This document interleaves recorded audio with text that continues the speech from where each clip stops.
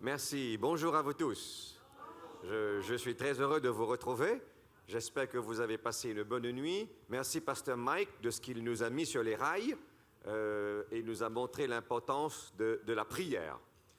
Durant l'heure qui va suivre, je vais vous entretenir sur un sujet qui, pour moi, je l'aime bien parce qu'en fait, je vais vous donner quelques raisons pour lesquelles vous et moi, on devrait trouver important de partager notre foi.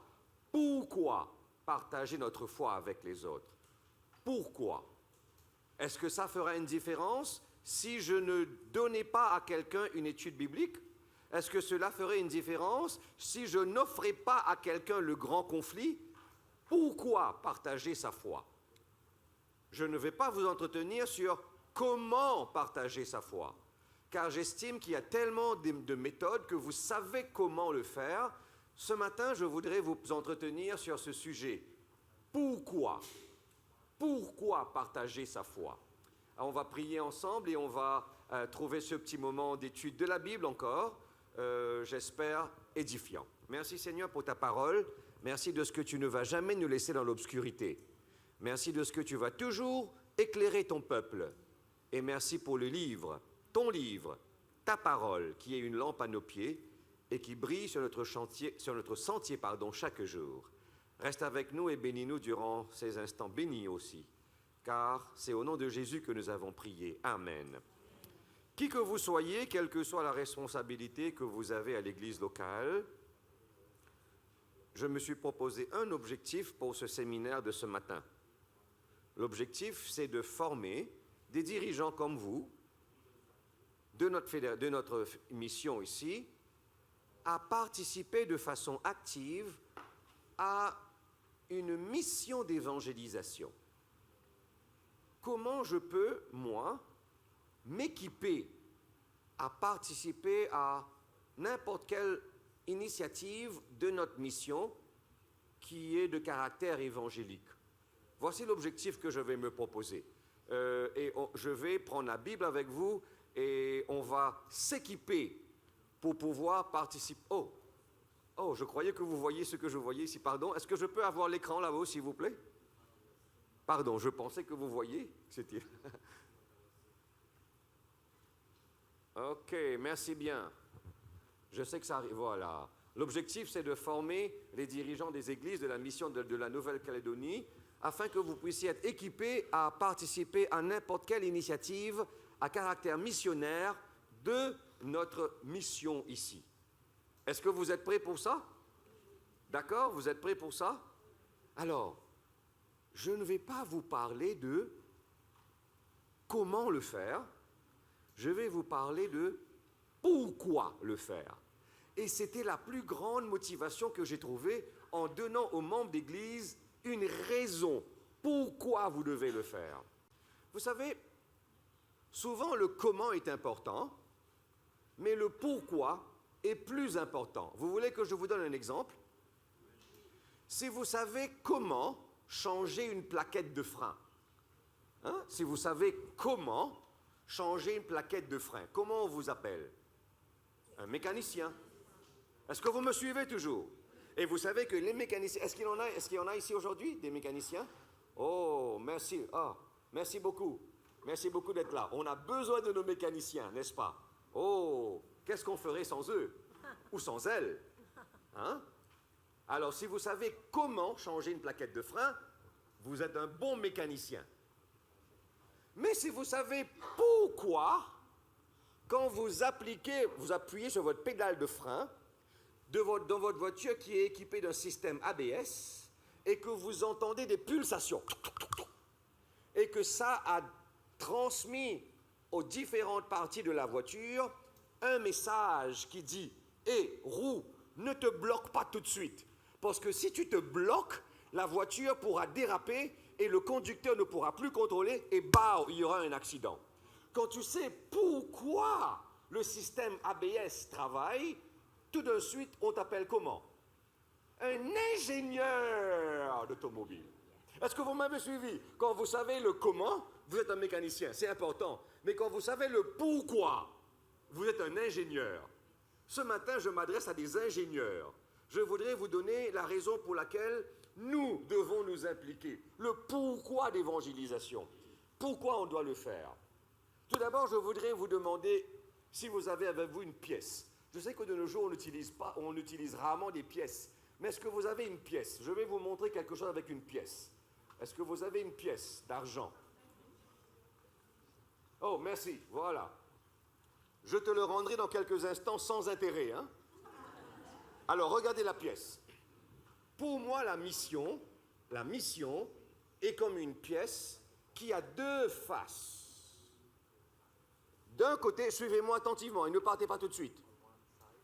D'un côté, c'est la responsabilité de Dieu, qui est l'initiateur de la mission. Quand Adam et Ève s'étaient perdus dans le jardin d'Éden, qui a pris l'initiative d'aller à la rescousse de Lot? Qui a pris l'initiative d'aller chercher Lot? Qui a pris? Dieu. Donc, dans une partie, ça c'est la mission. Ça c'est le travail que toi et moi nous devons faire. Ça c'est la mission. D'un côté, nous avons la responsabilité de Dieu, parce que l'initiateur de la mission, vous avez acquiescé, j'ai vu que vous avez dit oui, l'initiateur de la mission, c'est Dieu lui-même. Voilà pourquoi c'est important de savoir que c'est Dieu qui prend la responsabilité d'aller sauver l'homme. Heureusement que ce n'est pas moi, regarde-moi. Heureusement que ce n'est pas moi. Tu sais pourquoi? Parce que si des fois tu m'ennuies là, je te dis, je ne viens pas le sauver lui, hein. Si aujourd'hui tu es bien coiffé, bien mis, aujourd'hui je viendrai le sauver. Si c'était moi l'initiateur de la mission, si c'était moi l'initiateur du salut, oh, j'aurais eu des partis pris. Est-ce que vous me suivez? Remerciez le Seigneur de ce que c'est lui l'initiateur de la mission. Et ça c'est très important aussi, suivez-moi bien. Est-ce que vous avez choisi d'être né en Nouvelle-Calédonie où on peut jouir de la liberté religieuse? Est-ce que vous avez choisi d'être né ici? Non. Donc, vous êtes né dans un pays où on peut jouir de la liberté religieuse et vous avez eu accès à la Bible, vous avez connu qui est Dieu, vous avez connu qu'il est votre sauveur, vous l'avez accepté et hop, vous êtes sauvé. Tant mieux. Mais cette personne qui est née en Afghanistan, où cette personne n'a pas accès au salut à travers la Bible, cette personne ne connaîtra jamais peut-être Dieu. Est-ce que cette personne a choisi d'être née là-bas en Afghanistan? De même que vous n'avez pas choisi d'être né dans un pays où vous exercez la liberté religieuse, que vous avez connu la Bible, que vous allez connaître Dieu, que vous allez connaître le salut, que vous serez sauvé. De la même manière, cette personne qui est née en Afghanistan n'a pas choisi de naître dans un pays où il ne connaîtra pas la Bible, où il ne connaîtra pas Dieu, où il ne connaîtra pas le salut, donc pas accès au salut. Vous me suivez?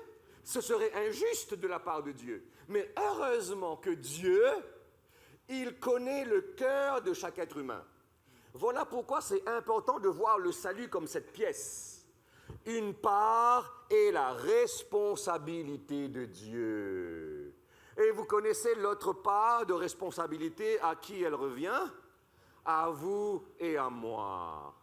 Et je vais pendant quelques instants maintenant vous entretenir sur pourquoi je dois faire ma part. Et quelle différence cela ferait si vous ne le faites pas. Parce que le ciel sera un endroit magnifique. Parce que, merci pour ta pièce, sans intérêt. Le ciel sera un endroit magnifique parce que nous verrons là-bas des gens qui nous diront « Oh, merci, merci de ce que tu es venu prier avec moi. Merci de ce que tu es venu prier pour moi. Je me souviens de ce jour-là. Si je suis là aujourd'hui, c'est grâce à toi. Oh, le ciel sera un endroit magnifique. » Mais vous savez quoi?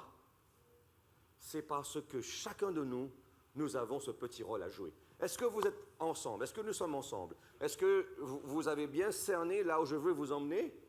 Est-ce que nous sommes prêts à maintenant voir... Pasteur Mike m'a dit que je peux parler pendant 1 heure, mais on va vous laisser partir à midi pile. Hein? Ne vous en faites pas. Si je vois quelques personnes qui commencent à dire oui, vous savez ça? Des gens qui disent oui.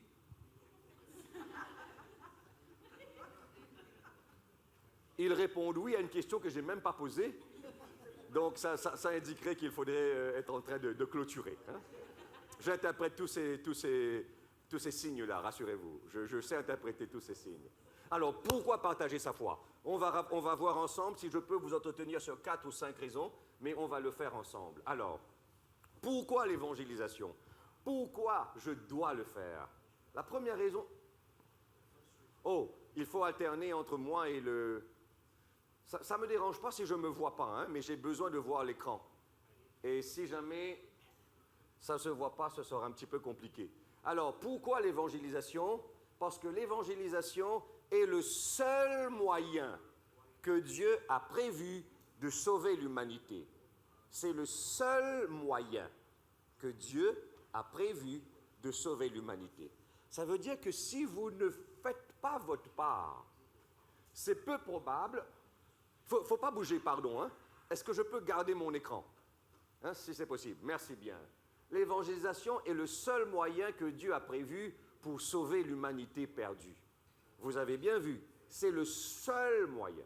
Cela veut dire que si vous ne partagez pas votre foi, cette personne risque de ne jamais entendre dire. Si vous travaillez comme pompiste à Total Énergie, ce n'est pas que vous êtes simplement un pompiste à Total Énergie. C'est que Dieu vous a placé à Total Énergie parce qu'il y aura quelqu'un qui n'aurait jamais entendu parler de lui autrement que par vous, pompistes à Total Énergie. C'est ce qu'il est en train de dire ici. L'évangélisation, quand tu partages ta foi, c'est l'unique moyen, c'est le seul moyen que Dieu a prévu pour que l'humanité perdue soit sauvée. Merci, pasteur, de nous le dire, mais est-ce que tu peux nous expliquer pourquoi ce texte de Romains 10 sur l'écran? Est-ce qu'on peut aller en Romains 10? Allez vite, vite, vite, vite. Romains 10, parce qu'il y a ici Romains 10, versets 14 et 15. Pourquoi l'évangélisation? Pourquoi il est important que tu partages ta foi? Pourquoi il est important que tu t'entretiennes sur cette partie de la pièce qui revient à ta responsabilité?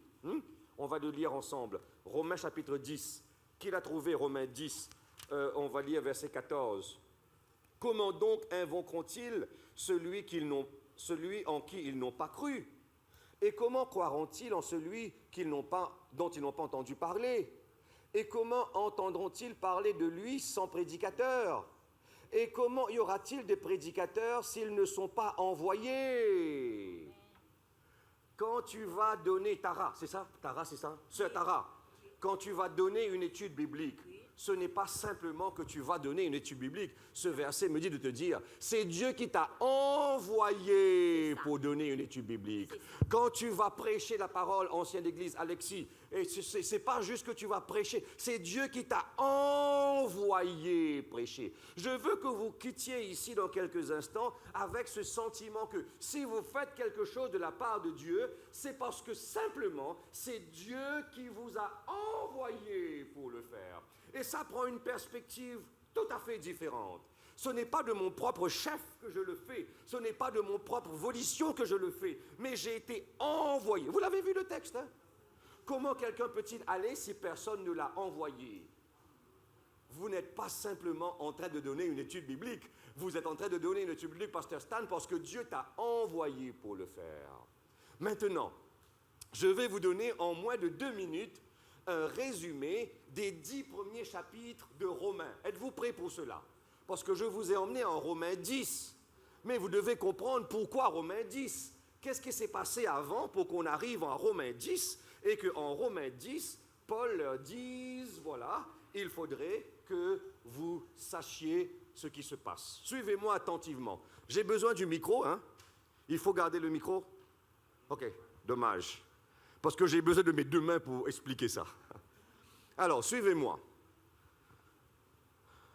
Qu'est-ce qui se passe en Romains? Pourquoi en Romains 10, Paul va parler de cette importance d'être envoyé pour partager la mission? Alors, je vais commencer ici en Romains 1. Je vais commencer ici en Romains 1 et je vais arriver là-bas en Romains 10. Suivez-moi attentivement. Un survol des 10 premiers chapitres de Romains. Êtes-vous prêts pour ça? Waouh! Impressionnant! Ils ont maintenant un appel qui va fonctionner. Est-ce que je peux avoir combinaison climatisée?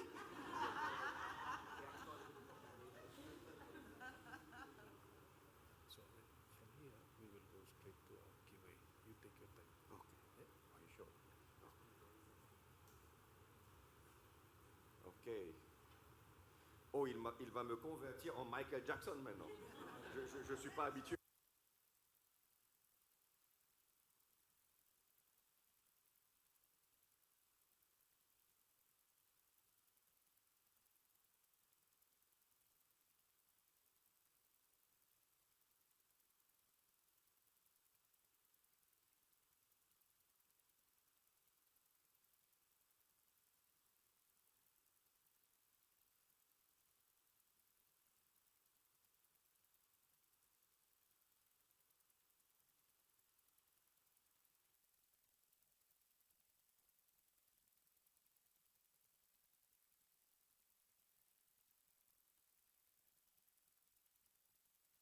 Qui sont perdus en Romains 1? Les païens. En Romains 2, verset 24, Paul nous dit que les Juifs sont perdus. Donc Romains 1, les païens sont perdus. Romains 2, les Juifs sont perdus. En Romains 3, 23, qui sont perdus? Tous sont perdus. Suivez-moi bien, suivez-moi bien. Donc Romains est un livre qui est écrit par rapport à un problème très présent, le problème du péché, qui touche au chapitre 1 les païens, au chapitre 2 les juifs et au chapitre 3 tous. À partir du chapitre 4, maintenant Paul va mettre en mouvement la solution du problème du péché. Romains 1, qui sont ceux qui sont perdus? Les païens. Romains 2, Romains 3, tous ont péché et tous sont privés de la gloire de Dieu.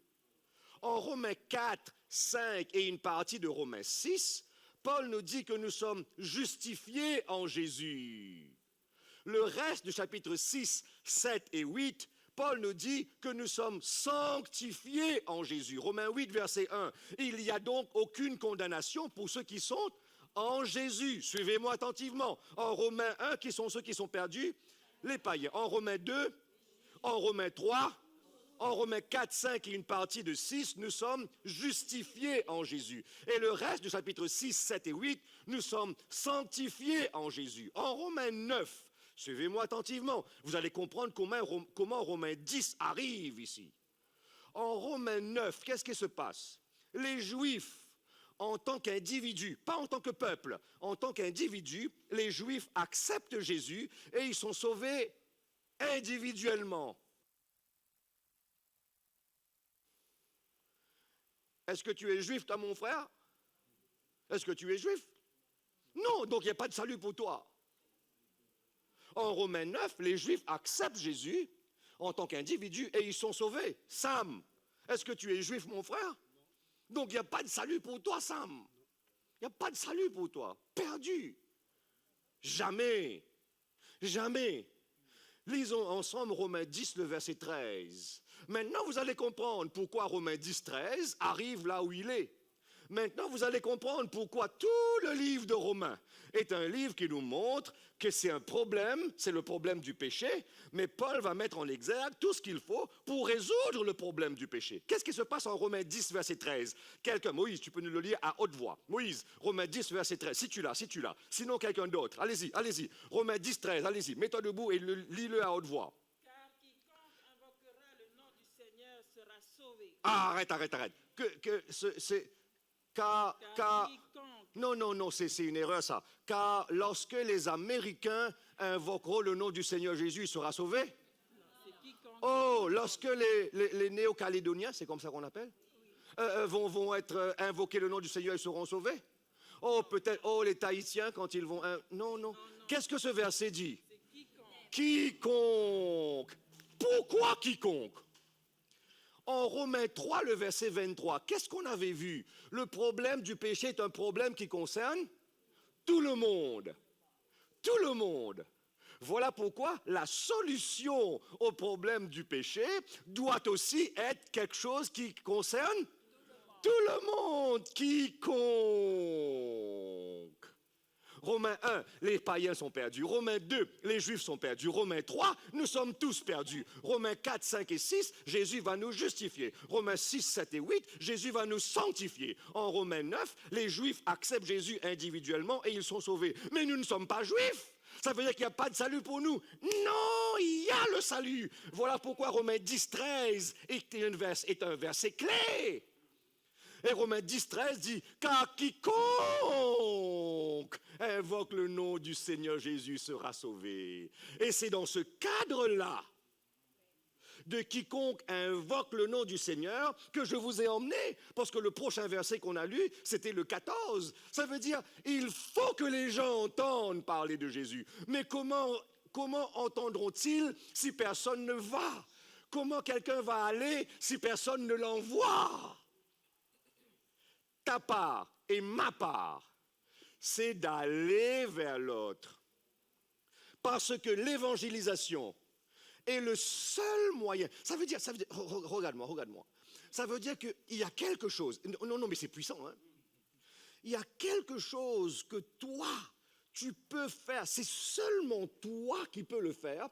Même pas pasteur Ted Wilson pourra le faire. Parce que dans ton contexte à toi, la personne que tu rencontres, et peut-être elle aura seulement un seul moyen, une seule façon, une seule occasion d'entendre parler de Jésus à travers toi. Et c'est seul toi qui as cette occasion-là. C'est seul toi qui as cette occasion-là. Donc, s'il vous plaît, là où vous êtes, c'est pas que vous êtes là par hasard. Non, il n'y a pas. C'est parce que quand tu vas partager ta foi avec cette personne, ce sera le seul moyen que Dieu a prévu pour sauver l'humanité. Ça veut dire que si tu ne le fais pas, cette personne risque de ne pas... Je ne vous mets pas la pression, hein, s'il vous plaît. Mais je suis en train de vous montrer pourquoi c'est important de comprendre le rôle que Dieu a donné à chacun de nous dans l'évangélisation. Avec mon petit peu d'expérience avec lui, il m'a autorisé de vous dire ceci. Dieu ne peut pas bénir une étude biblique que vous n'avez pas donnée. Dieu ne peut pas bénir un feuillet que vous n'avez pas distribué. Dieu ne peut pas bénir un livre que vous n'avez pas distribué. Dieu ne peut pas répondre à une prière que vous n'avez pas offerte. Faisons notre part et lui fera le reste. Est-ce qu'on est ensemble? Pourquoi s'impliquer dans l'évangélisation? C'est pas comment. Je ne vais pas vous donner des outils ce matin. Des outils, vous les avez souvent. Mais ce matin, je suis en train de m'adresser à des ingénieurs qui doivent savoir le pourquoi de la chose. Pourquoi je fais ce que je fais? Pourquoi, en tant qu'enfant de Dieu, je suis impliqué à partager ma foi? Parce que évangéliser, partager ma foi est le seul moyen que Dieu a prévu pour que l'humanité soit sauvée. Est-ce que nous sommes ensemble? Est-ce que c'est clair? Dans quelques instants, à la fin de cette présentation, on aura une séance de questions-réponses. Donc, si vous avez des questions, notez-les. Pasteur Kerr, Pasteur Mike et moi, nous serons là pour vous aider aussi à répondre. Est-ce qu'on peut avancer? La deuxième raison pour laquelle nous devons nous impliquer à partager notre foi. Qui que vous soyez une secrétaire d'église, que vous soyez un ancien d'église, que vous soyez un enseignant de l'école du sabbat, que vous participiez comme Gina dans le praise team, dans le groupe liturgique, c'est ça, tu avais chanté hier, n'est-ce pas? Hein? Quelle que soit la... Et Ruth, non? Votre prénom c'est Ruth, hein? C'est ça, oui. Et vous étiez ensemble, vous avez chanté, d'ailleurs vous trois, vous avez chanté dans l'équipe hier. Quelles que soient vos responsabilités, il y a une chose que Sam peut faire, que personne d'autre ne peut faire, et tu es envoyé par Dieu, Sam. N'oublie pas, hein? Envoyé par Dieu. Il ne peut pas bénir une étude biblique que tu n'as pas donnée, Sam. Deuxième raison pour laquelle je vais m'impliquer dans l'évangélisation. Le point numéro 2. Pourquoi? Pourquoi l'évangélisation? L'évangélisation est le moyen que le ciel a mis en place pour que tu grandisses.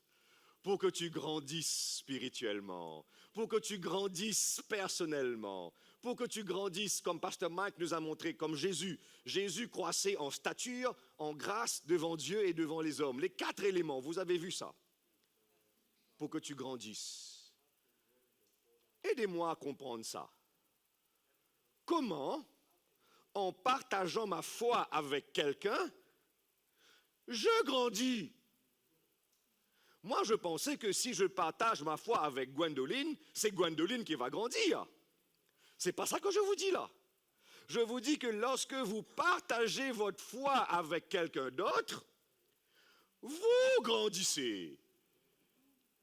Certes, l'autre personne aussi va grandir, mais je suis en train de vous donner des raisons pour lesquelles nous devons nous impliquer. Alors, qui peut m'aider ici? Qui peut nous aider? Comment? Tu m'as donné ton prénom hier, mais je sais, et c'est pas bien de m'adresser à toi en tant qu'épouse de Jean-Marc, mais ton prénom c'est Élise, tu m'avais dit Élise. Élise, aide-nous à comprendre. Comment est-ce possible?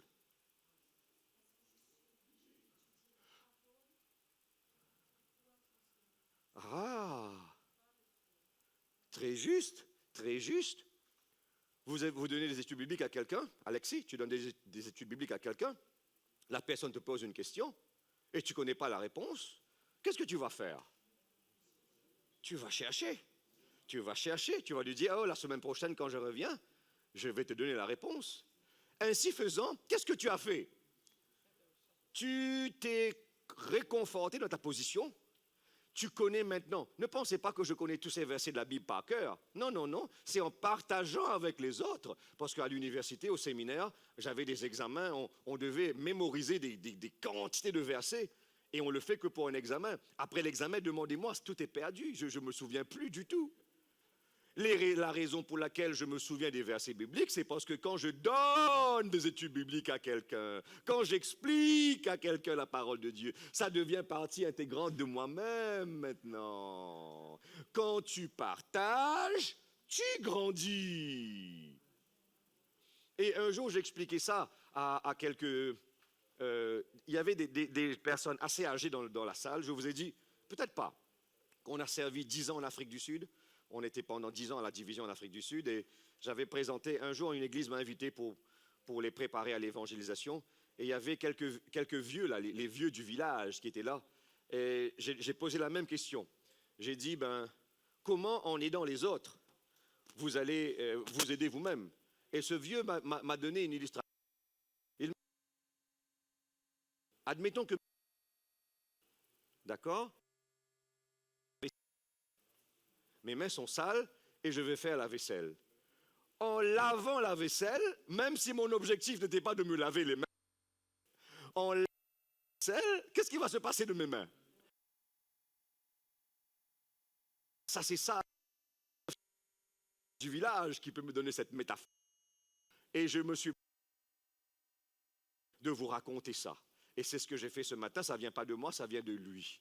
Si votre main est sale, et que vous faites quelque chose, comme laver la vaisselle, l'objectif n'est pas de se laver les mains, mais de laver la vaisselle. Mais ainsi faisant, qu'est-ce qui va se passer? Votre main va devenir propre. En partageant, vous grandissez aussi. Mais comme vous allez voir, tout ce que je vais vous raconter doit avoir une base scripturaire. Parce que vous allez peut-être oublier ce que je vais vous dire, mais vous n'allez jamais oublier le point d'ancrage avec la parole de Dieu. Je suis presque certain que vous n'allez pas oublier les 6 premiers chapitres de Jean. Je suis presque certain que vous n'allez pas oublier les 10 premiers chapitres de Romains. En passant, juste en passant, si vous voulez un sermon à prêcher la semaine prochaine, je vais vous en donner un. Peut-être que vous en avez trouvé plusieurs, mais je vais vous en donner un. Je vous ai arrêté à Romains 10. Mais qu'est-ce qui se passe en Romains 11? En Romains 11, Paul va nous montrer que maintenant, même les gentils et les païens auront accès au salut. Et comment commence Romains 12? Je vous exhorte donc, frères. Voici le sermon, si vous voulez, un pour sabbat prochain. Romains 12 commence, je vous exhorte donc. Quand une phrase commence par « donc », ça veut dire qu'il va relier tout ce qu'il a dit depuis le début avec ce qu'il va dire maintenant. Et qu'est-ce qu'il va dire? Je vous exhorte donc, frères, par les compassions de Jésus, à offrir vos corps comme un sacrifice vivant et agréable, ce qui sera de votre part un culte raisonnable. Le mot raisonnable vient du grec logikos. Nous avons le mot logique en français. Écoutez-moi bien. de Romains 1 à Romains 11, c'est Jésus qui a tout fait pour toi. Amen. Maintenant, il commence en Romains 12. Il dit donc, en réponse logique de tout ce qu'il a fait pour toi, voilà ce que tu dois commencer à faire pour lui. Offrir votre corps comme un sacrifice vivant, saint et agréable. Jusqu'alors, les sacrifices étaient tous morts. Mais Paul introduit un concept nouveau, un sacrifice vivant. Ça, c'est le sermon pour sabbat prochain, je vais m'arrêter à là. Mais je vais revenons à nos moutons aussi. Vous me suivez toujours? Si vous êtes fatigué, vous me dites, on va se mettre debout, un petit massage des épaules et on va continuer. Ça va, ça va? Donnons une base scripturaire à ça. Jean, chapitre 21. Qu'est-ce qui se passe en Jean 21? En Jean 21, c'est l'entretien que Jésus a avec Pierre. Pierre a renié Jésus combien de fois? 3 fois. Et en Romains 21, il y a une conversation extraordinaire qui se passe entre Jésus et Pierre. Et cette conversation, si elle n'avait pas eu lieu, on n'aurait jamais eu les évangiles, les épîtres de Pierre. Si cette conversation n'avait pas eu lieu, on n'aurait pas eu un sermon très percutant qui va faire à ce que 3000 personnes se donnent à Jésus. S'il n'y avait pas cet entretien entre Jésus et Pierre en Jean 21, le cours de l'histoire chrétienne aurait été différent, tout à fait différent. En Jean 21, il y a une relation, et en Jean 21, il y a une conversation où Jésus va restaurer Pierre, va rétablir Pierre, et il va parler à Pierre pour lui dire ceci. Pierre, m'aimes-tu une fois? Pierre, m'aimes-tu 2 fois? Pierre, m'aimes-tu 3 fois? A priori, c'est une conversation en dessous, avec tout le respect que je dois à Jésus. A priori, c'est une conversation de sourds. C'est-à-dire, quelqu'un te demande, est-ce que tu m'aimes? Oui, je t'aime.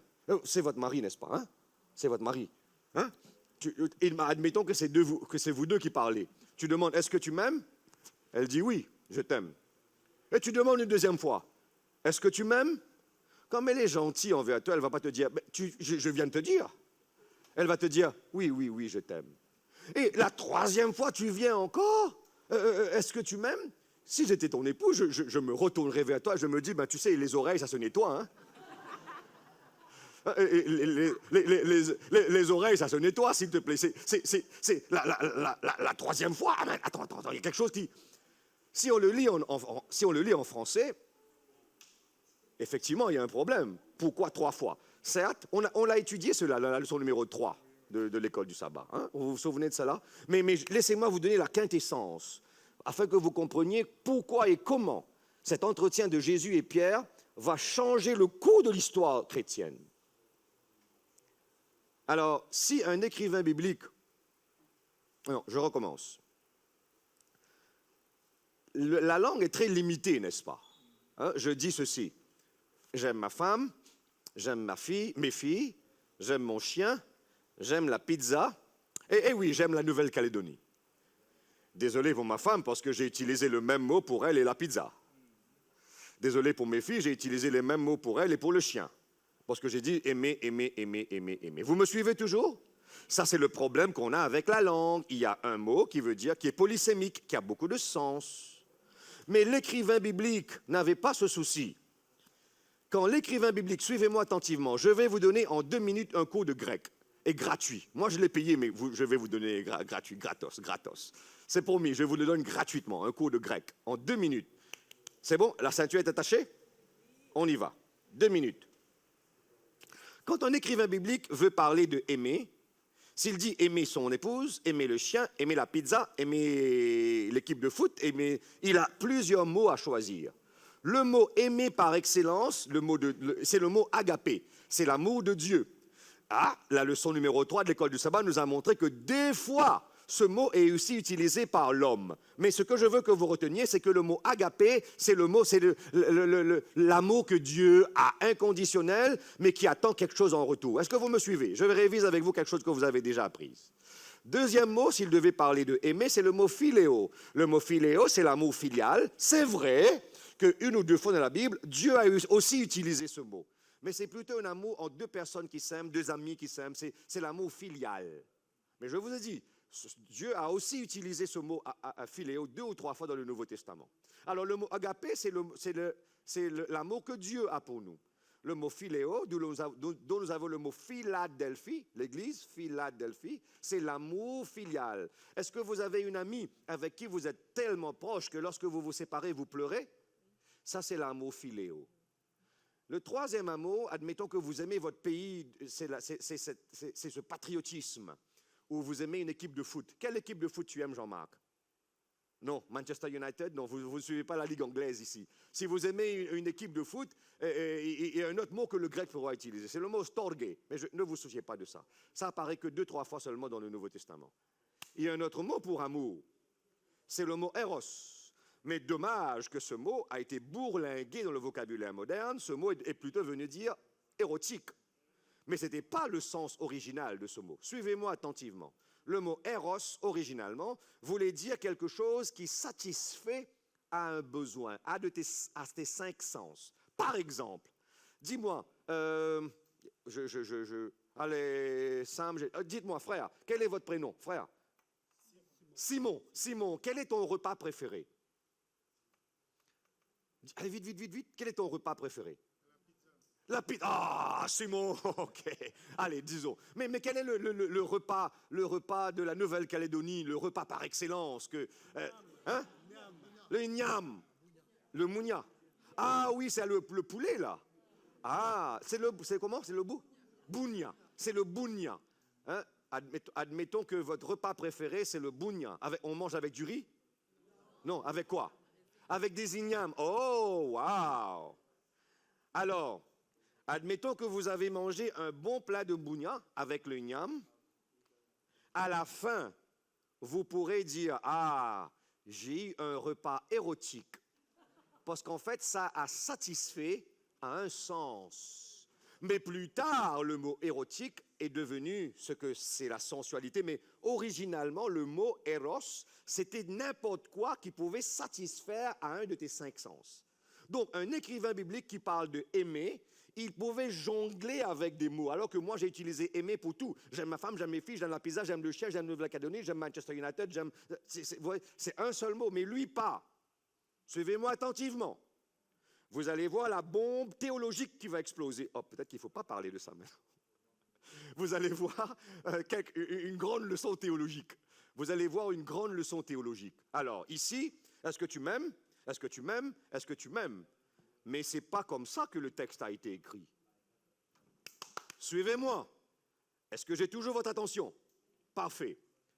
Cette main, c'est Jésus. Cette main, c'est Pierre. Jésus dit, est-ce que tu me agapes? Est-ce que tu me agapes? Et vous avez compris maintenant ce que c'est le mot agapé. La leçon 3 de l'école du sabbat va être... Est-ce que tu me agapes? Pierre répond. Pierre dit oui, je te philéo. Je ne peux pas aimer comme toi tu aimes, tu le sais. Est-ce que vous me suivez toujours? Est-ce que tu me agapes? Est-ce que tu as cet amour qui... Pierre dit, tu sais, je ne l'ai pas. Alors, oui, je te philéo. Est-ce que vous me suivez toujours? Deuxième conversation. Mes mains baissent. Jésus qui dit, est-ce que tu me agapes? Pierre dit, ben, tu sais de moi, Pierre, on ne peut avoir que ça.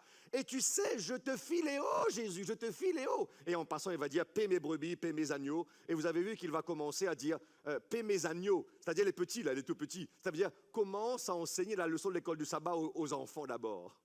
Hein? Après, tu pourras grandir. Mais on n'est pas là. Alors, est-ce que tu me agapes? Oui, je te philéo. Deuxième, est-ce que tu me agapes? Oui, Jésus, tu sais que de moi, Pierre, on ne peut avoir que quelque chose. Êtes-vous prêts pour la suite? Êtes-vous prêts pour la suite? La suite, c'est la bombe. Jésus qui dit maintenant, est-ce que tu me philéo? Parce qu'il connaît que de chez Pierre, on ne peut avoir que le philéo. Il connaît que de chez Pierre, qu'il a trahi à quelques instants de cela, on ne peut avoir que de philéo. Je ne peux pas être à ce niveau. Donc Jésus se rabaisse au niveau de Pierre. Et Jésus lui dit, est-ce que tu me philéo? Et Pierre qui répond, tu sais que je ne peux que te philéoer. Si je peux créer ce mot en français. Tu sais que je ne peux que te philéoer. Et alors Jésus lui dit, paie mes agneaux, comme pour lui dire, quand tu vas le faire, ton amour pour moi va grandir de philéo à agapé. Quand tu vas paître mes agneaux, quand tu vas partager ma parole, quand tu vas partager ta foi avec les autres, tu vas grandir de là où tu es maintenant et tu seras ce que je veux que tu sois. Amen. Quand je partage ma foi avec les autres, je suis envoyé par Dieu parce que c'est l'unique moyen, c'est l'unique personne qu'il avait en tête pour ce voisin-là. Tu peux faire quelque chose que personne d'autre ne peut le faire. Tu es envoyé. Numéro 2, tu partages ta foi avec les autres parce qu'ainsi faisant, tu grandis spirituellement, tu grandis personnellement, tu grandis. Je me suis arrêté chez vous pour vous donner des raisons. Pourquoi partager votre foi? S'il vous plaît, partagez ça avec vos églises et vous allez l'agrémenter davantage. Vous aurez plus de temps. Vous pourrez le faire sur plusieurs séances. Quelles que soient vos responsabilités à l'église, nous devons tous, là où Dieu nous a placés, partager notre foi. J'ai un petit souci, je ne sais pas si je pourrai terminer, mais ce n'est pas grave. Je peux laisser le reste des clichés avec vous, vous pourrez les lire par la suite. Mais je vais avancer. Troisième, on va s'arrêter à 11h30 pile pour qu'on puisse aussi vous donner la parole si vous avez des questions sur ce qu'on a proposé. Parce que je serais très triste si on est venu chez vous et c'est seulement nous qui avons parlé. On veut aussi vous donner la parole. On veut vous écouter aussi quelque part. Hein? On veut vous entendre. Et c'est ce qu'on va faire durant les dernières 30 minutes. Alors, le point numéro 3, pourquoi partager sa foi? Donc, la bombe théologique, on l'a déjà vu. Le numéro 3, pourquoi partager sa foi? Parce que l'évangélisation est le moyen que le ciel a mis en place pour réjouir le cœur de Dieu. C'est le numéro 3 et le numéro 6 qui sont mes préférés. Le numéro 3 et le numéro 6 sont mes préférés. Quand je partage ma foi avec Dieu, avec les autres, je réjouis le cœur de Dieu. Je réjouis le cœur de Dieu. Luc chapitre 15. L'évangélisation est le seul moyen que Dieu a mis en place, que le ciel a mis en place pour réjouir le cœur de Dieu. Un de mes prédicateurs préférés, étrangement, je ne l'ai jamais rencontré, c'est Charles Spurgeon. J'ai juste lu ses ouvrages. Il a écrit une vigile, pas une vigile matinale, c'est une vigile que vous lisez la nuit avant d'aller dormir. Avant d'aller dormir, c'est un livre, ce sont des messages, des méditations pour la nuit. Juste avant d'aller dormir, vous lisez une petite parole afin que la parole de Dieu soit gardée dans votre cœur durant toute la nuit. Et un soir, c'est le petit chat d'hier, mais j'ai pas faim. Oh, c'est la mascotte de l'église. Mike, there is a little cat here. Mike, this little cat, he's coming to give you some food. Donc, un soir, je lisais ce que Charles Spurgeon disait dans son livre, et voilà comment était la méditation de ce soir-là. La méditation de ce soir-là était celle-ci. Imagine, et j'ai besoin de votre imagination ici très fertile, imaginez cette scène. Vous allez dormir dans quelques instants, mais avant, vous êtes agenouillé à votre lit et vous lisez la parole de Dieu avant d'aller dormir. Et la question ce soir-là était, de Charles Spurgeon dans sa vigile, c'était « Dieu, comment vas-tu ce soir? Comment s'est passée ta journée? Comment vas-tu, Dieu? Raconte-moi un petit peu comment s'est passée ta journée. » Et dans ce texte, il se met à la place de Dieu et il essaie de donner des réponses à la question. comment vas-tu Dieu? Comment s'est passée ta journée? Et imaginez maintenant la réponse que Jésus vous donne. Comment vas-tu Jésus? Ah, comment s'est passée ta journée? J'imagine que les réponses de Jésus pourraient être les suivantes. Ah, tu sais, aujourd'hui, j'ai assisté à 100 000 funérailles. Il est Dieu, il est omniprésent. J'ai assisté à 100 000 funérailles. Et tu sais, j'étais très triste. Parce que parmi ces 100 000 personnes, il y avait que peut-être une ou deux qui me connaissaient. Ça veut dire que la majorité de ces personnes vont à une tombe sans me connaître et ils ne seront jamais sauvés. Et ça me rend triste, tu sais. J'imagine que Dieu pourrait nous dire quelque chose de ce genre. Tu sais, aujourd'hui, j'étais dans un camp de réfugiés en Syrie. Et la pauvreté abjecte que j'ai vue là-bas m'a rendu tellement triste. Je peux imaginer que Dieu va me dire, ah, tu sais, aujourd'hui, j'étais à Londres. J'étais dans ce quartier de Londres ou de Melbourne où les jeunes se droguaient et je les ai vus le faire. Et cela m'a rendu très triste. Je vous laisserai réfléchir aux réponses éventuelles que Dieu pourrait vous donner et vous pourrez de vous-même prolonger la liste. Et je vous promets, ce n'est pas difficile.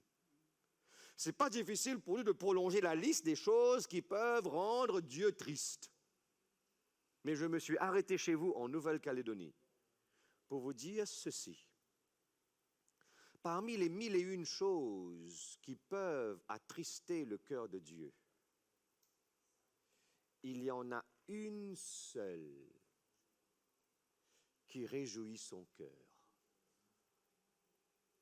Il y a 1001 choses qui peuvent attrister son cœur, mais il y en a une seule qui le réjouit.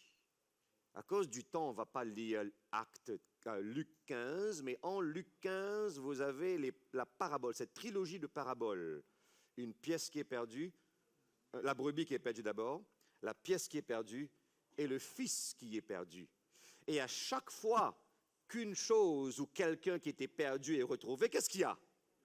De la joie dans le ciel. Donc, vous voulez réjouir le cœur de Dieu? Est-ce que vous voulez réjouir le cœur de Dieu? Et la leçon de l'école du sabbat nous montre aussi que Dieu, il est émotionnel. On peut faire quelque chose pour le réjouir. Il attend cette réciprocité dans l'amour. Et Luc chapitre 15, et vous avez vu là-bas, pourquoi 3 paraboles? Quand je forme les prédicateurs laïcs, je leur dis toujours ceci. Quand vous voyez dans la Bible répétition, arrêtez-vous. Il y a des enseignants ici, j'imagine. Il y a des enseignants ici, des enseignants. Vous ne jamais... Ah oui, toi tu te formes à être enseignant, donc tu viens de l'école, tu peux me corriger si tu veux, hein, s'il te plaît. Quand vous enseignez et que vous devez utiliser une illustration, vous utilisez la meilleure illustration et si possible, utilisez une seulement.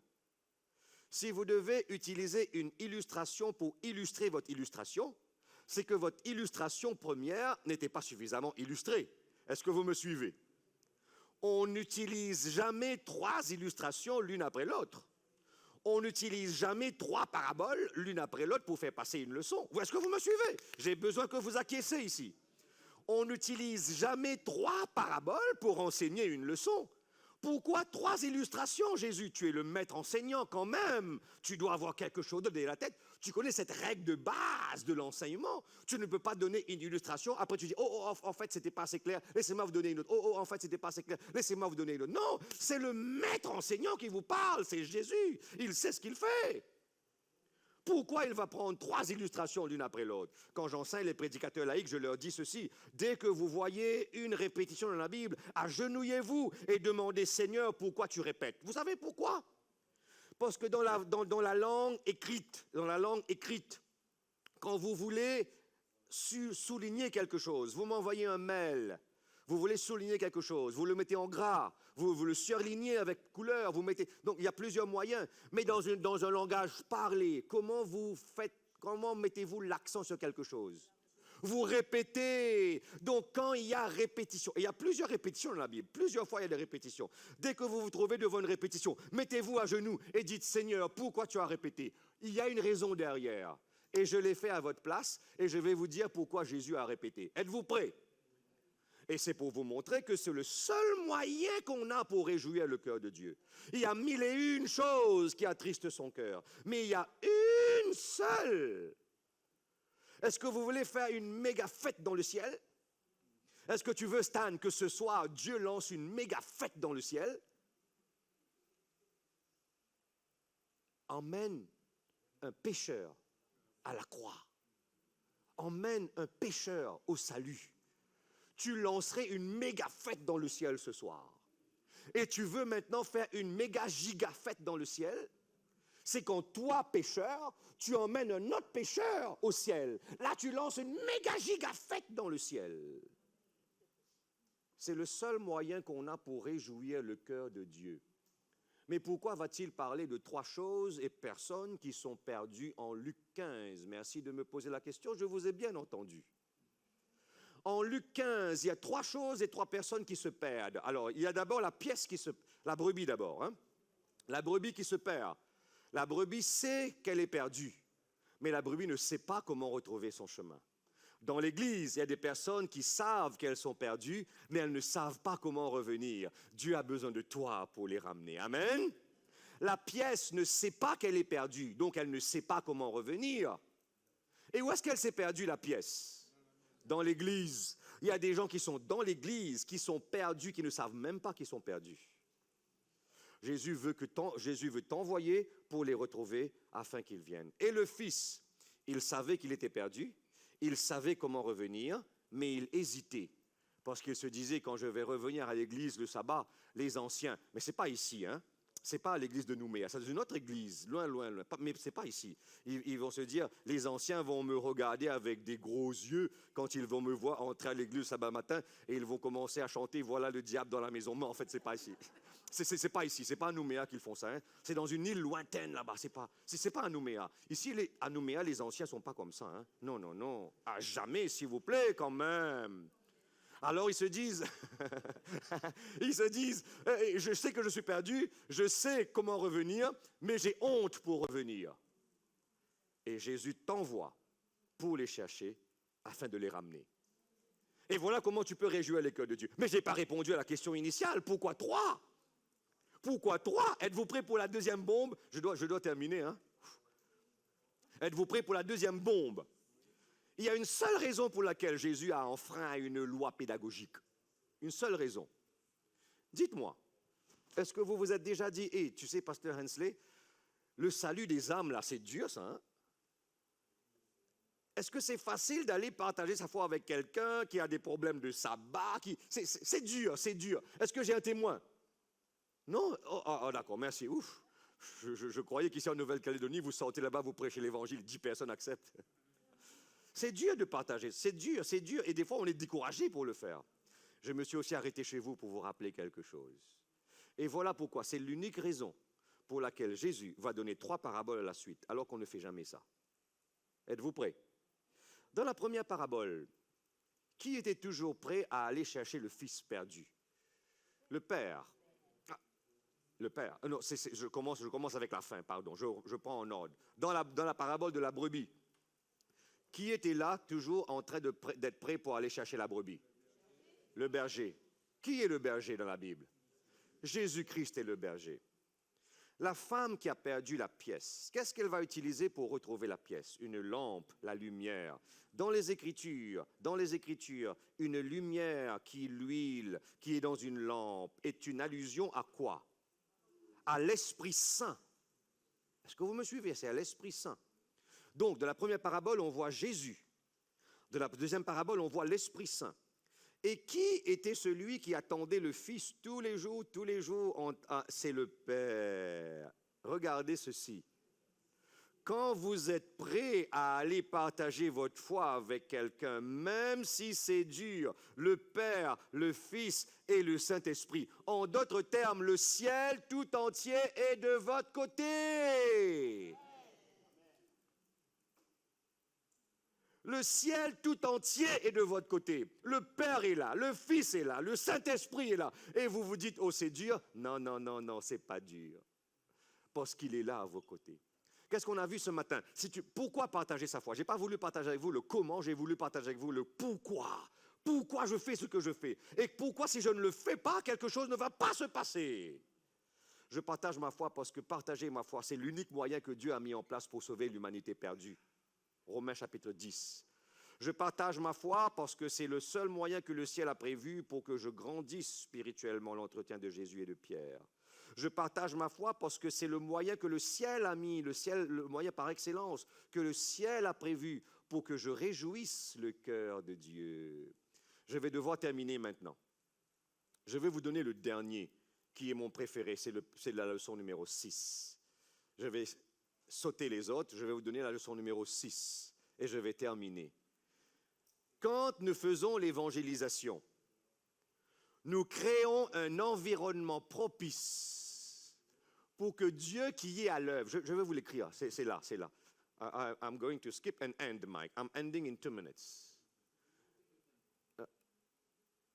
Je vais vous aller au numéro 6. Voilà, numéro 6. L'évangélisation crée un environnement propice pour que Dieu qui est toujours à l'œuvre, Dieu qui est à l'œuvre, Dieu travaille, vous savez.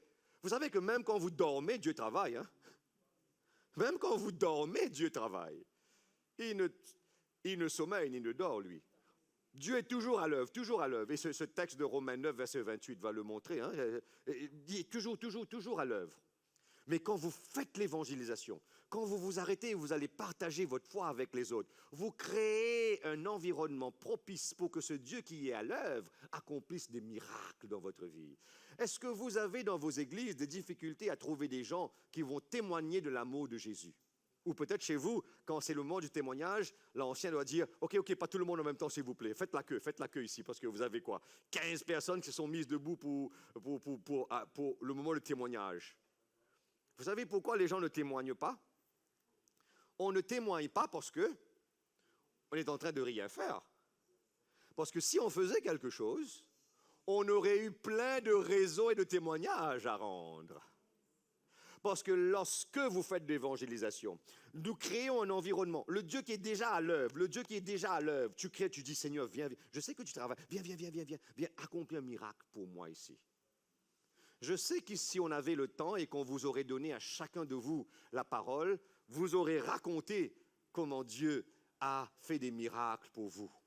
Surtout quand vous partagez votre foi avec les autres. Mais puisque c'est moi qui ai la parole, je vais vous raconter. On va terminer avec cette dernière histoire que je vais vous raconter, qui a changé mon ministère, parce que j'ai beaucoup été impliqué dans l'évangélisation, un petit peu du secrétariat, mais surtout l'évangélisation. Et je vais vous raconter une histoire qui s'est produite en 2008 en Afrique du Sud, quand j'étais le responsable de l'évangélisation à la division. Et quelle leçon je suis en train d'illustrer? La leçon que je vais illustrer, c'est que Dieu, il est déjà toujours à l'œuvre. Mais quand on fait l'évangélisation, on crée un environnement propice pour qu'il vienne et accomplisse un miracle extraordinaire pour toi et pour moi. C'était une grande campagne d'évangélisation on avait préparée pendant 2 ans avec le pasteur Mark Finlay à Soweto, en Afrique du Sud. Et c'était une grande campagne d'évangélisation. On attendait à peu près 5000 personnes chaque soir sous la tente. On avait bien préparé par la grâce de Dieu. La prière était là, tout était bien préparé. 1 semaine avant qu'on ne commence la grande campagne, c'était une grande tente. On avait loué une grande tente à Soweto, en Afrique du Sud. Et le pasteur de l'église locale là-bas, qui s'occupait le pasteur qui était sur le terrain, il m'appelle. Jerry, c'est son nom. Je le vois, Jerry Nemeranze. Il m'appelle, il me dit, pasteur, on a un gros problème. Je dis, c'est quoi, Jerry? Il me dit, la municipalité de Soweto vient de me téléphoner et m'a dit, il y a une nouvelle règle à Soweto depuis la semaine dernière. Une nouvelle règle.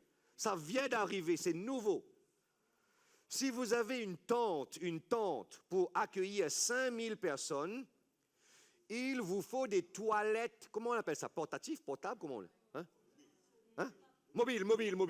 Il nous faut des toilettes mobiles. Et comme vous attendez 5000 personnes, il vous faut entre 50 et 75 toilettes mobiles pendant la durée de 21 jours. Oh là là, et je dis, Jerry, combien ça va nous coûter? Parce que c'est la seule, hein? Je veux dire, c'est juste la question de combien ça va coûter. Parce qu'en fait, on peut trouver des toilettes mobiles, on peut trouver 50, on peut trouver 75, mais on n'a pas d'argent. Je dis à Jerry, combien ça coûte? Il fait ses maths rapidement et me donne un chiffre. Je vais juste le convertir comme ça pour vous en euros, par exemple. Jerry me dit, voilà, ça va nous coûter dans les environs de 20 000 euros. Et moi, je travaillais sur le budget, je sais qu'on est déjà dans le négatif. C'était impossible pour moi d'aller demander au trésorier cet argent pour les toilettes mobiles, pour cette campagne d'évangélisation. Vous me suivez toujours? Je dis, qu'est-ce qu'on fait maintenant? La campagne commence dans une semaine, c'est impossible qu'on annule ça à cause de 50 toilettes portables. C'est pas possible, c'est pas possible. Je regrette jusqu'à aujourd'hui, je regrette. Je ne me suis pas mis à genoux dans mon bureau. Je ne me suis pas mis à genoux et je regrette de l'avoir pas fait. J'étais juste à mon bureau, j'ai juste fermé les yeux et fait une prière. J'ai dit, Seigneur, c'est ton travail, s'il te plaît, interviens, fais quelque chose. Quelques minutes après, mon téléphone direct sonne. Donc, ce n'est pas quelqu'un qui appelle sur mon portable, mais la ligne directe du bureau. Donc, c'est quelqu'un qui connaissait ma ligne directe ou qui est passé par la réception. Je prends le téléphone. Et il me dit, il parle en anglais, il me dit, oh frère Hensley, je suis très content de voir, je suis à Soweto. Il me dit, je suis à Soweto en ce moment. Et j'ai vu les affiches partout, il me dit, oh pasteur Hensley, je suis très fier d'être adventiste. Ah, je suis très fier. J'ai vu là-bas la grande campagne et j'ai vu cette effervescence dans la ville de Soweto. Oh, je suis très content de voir tout ça, pasteur Hensley. Oh, donc la campagne se prépare bien. Je dis, oui, frère Lance, il s'appelle Lance Abraham. Je dis, frère Lance, oui, tout se passe très bien. Il me dit, oh, ben ça c'est très fier, je suis très content de voir que les pasteurs s'impliquent, que les membres laïcs s'impliquent. Oh, pasteur Hensley, je suis très content. Et il termine la conversation en me disant, est-ce qu'il te manque quelque chose? Est-ce que tu as besoin de quelque chose? Je n'ai pas hésité. Et frère Lance Abraham, c'est un riche homme d'affaires à Johannesburg, un adventiste riche homme d'affaires qui a aidé l'Église à plusieurs reprises. Et je dis, frère Lance, c'est bien que vous appeliez, c'est bien, merci frère Lance. Vous savez, Jerry vient de me parler, vous connaissez l'histoire, et voilà, il me faut tant d'argent. Il me dit, pas de souci, dis au trésorier de la division que demain, l'argent sera dans le compte de la division. Mais c'est pas à ça que je veux que vous disiez Amen, parce que c'est trop simple. Ce pourquoi je veux que vous disiez Amen, c'est à cette déclaration que frère Lance va me faire qui va changer radicalement mon ministère. Il va me dire ceci, pasteur, à partir d'aujourd'hui, je ne veux plus jamais que tu te soucies d'argent quand tu veux faire quelque chose pour Dieu. Je ne veux plus jamais que tu te soucies d'argent quand tu veux faire quelque chose pour Dieu. Toi, en tant que pasteur, fais de ton mieux. Fais tout ce que tu dois. S'il te manque quelque chose, viens me voir. Viens me voir. Dieu m'a donné la richesse pour ça. Et j'ai dit, frère Lance, merci beaucoup. Il a donné un petit peu plus au cas où la municipalité avait besoin de plus de toilettes potables. Et la campagne avec Mark Finlay a eu lieu. On a baptisé 742 personnes plus 4. C'est pas que je ne sais pas que 742 plus 4, ça fait 746. Mais c'était 742 plus 4. Parce qu'on avait baptisé sur le grand stade 742 personnes. On a fini le programme. 4 personnes viennent et disent, on s'est perdu en venant au stade. On a eu une crevaison. On est là. Et le pasteur était là aussi avec eux dans la voiture. On est venu pour se faire baptiser. Donc à 6 heures du soir, alors que tout le stade était déjà fermé, et c'était moi qui allais drainer les piscines portatives qu'on avait emmenées. Et ils disent, oh, on veut se faire baptiser. Et on a baptisé donc 742 plus 4. Les 4 qui sont venus. Quand on veut faire l'évangélisation, nous créons un environnement propice pour que le Dieu qui est déjà à l'œuvre fasse un miracle pour ses enfants en Nouvelle-Calédonie aussi. Que Dieu vous bénisse, que Dieu vous garde. Encore une fois, on est venu pour vous dire que vous n'êtes pas seul. On est venu pour vous montrer que l'Église mondiale est avec vous. On est venu pour vous dire que quand vous êtes une petite lumière qui brillait pour Jésus ici, nous allons faire autant pour être une petite lumière qui va briller là-bas, là-bas, là-bas, là-bas. Et c'est quand lorsque toutes ces petites lumières brilleront en même temps, on va éclairer le monde et il saura que Jésus est le Seigneur des sauveurs et qu'il va revenir bientôt. Que Dieu vous bénisse, que Dieu vous garde et qu'on fasse notre mieux à aller de l'avant avec l'évangélisation. Amen. Amen, amen, amen.